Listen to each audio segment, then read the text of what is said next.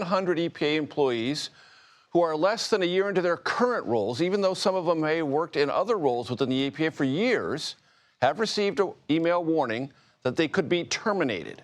Lunatic. Trump's war on science continues with EPA firings. President Trump's war on basic facts continues, but this time you literally end up choking on it. Oh, Jesus Christ. What is it about? Why do Republicans just act like the earth is just, you know, like it's not a finite thing?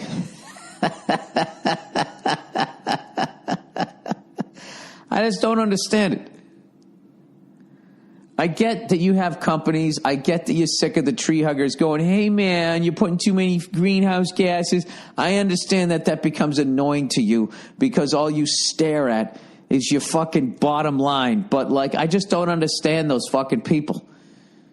They just sit, there's plenty of water. Look, there's a lake over there. You know, what the fuck? Like how they just look at it like that. I just don't understand it.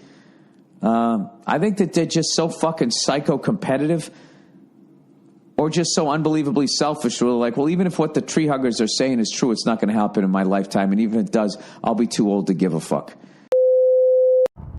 I'm Fox 26 meteorologist Ramisha Shade, continuing to track what has been an extreme, catastrophic, and just devastating flood event that has taken place around Kerr County and other parts of the Texas Hill Country over the 4th of July holiday weekend. I wanted to take a deeper dive into why this was such an extreme flooding event. Before we get to that, let's look at some of this video, and this video is just super scary, and it just really catches your attention. You could see that water rapidly rising across the city of Kerrville in Kerr County in Texas. You could see that raging river of water basically just knocking down anything it comes across. And this has been going on, this flooding event, now for the last couple of days. It started the night before the 4th, right around the Kerr County area. That water started to rise after the area picked up around 6+ inches of rain overnight. The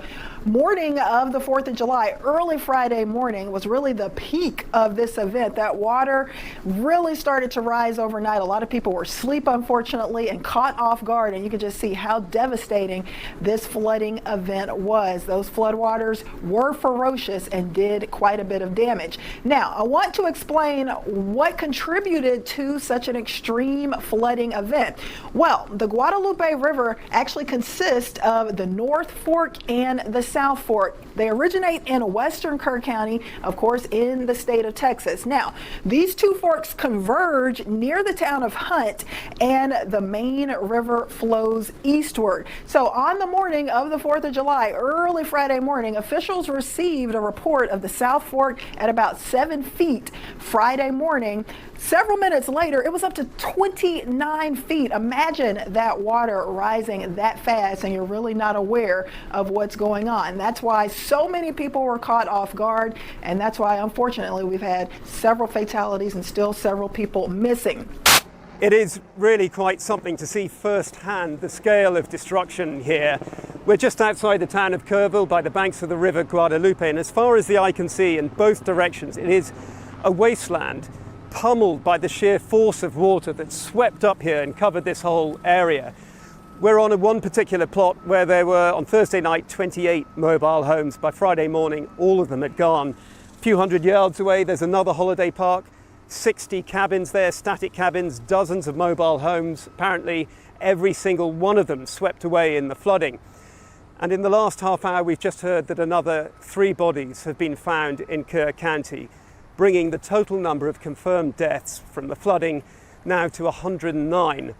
Emotions here, understandably, are still very raw. You talked about how you know kids here, how you've taken your own kids to camp. Was it ever communicated to you that there was a need, that it was a priority to have a warning system so people had a chance to escape something like this? Well, listen, I think anytime you're dealing with major rivers, there's a risk of flooding, and there's always been a risk of flooding, particularly on the Guadalupe River. I will say, in the wake of every tragedy, there are things that are predictable. One of the things that's predictable is that you see some people engaging in, I think, partisan games. and trying to blame their political opponents for a natural disaster. And you see that with a hurricane, with a tornado, with a wildfire, with this flooding, where people immediately say, well, the hurricane is Donald Trump's fault.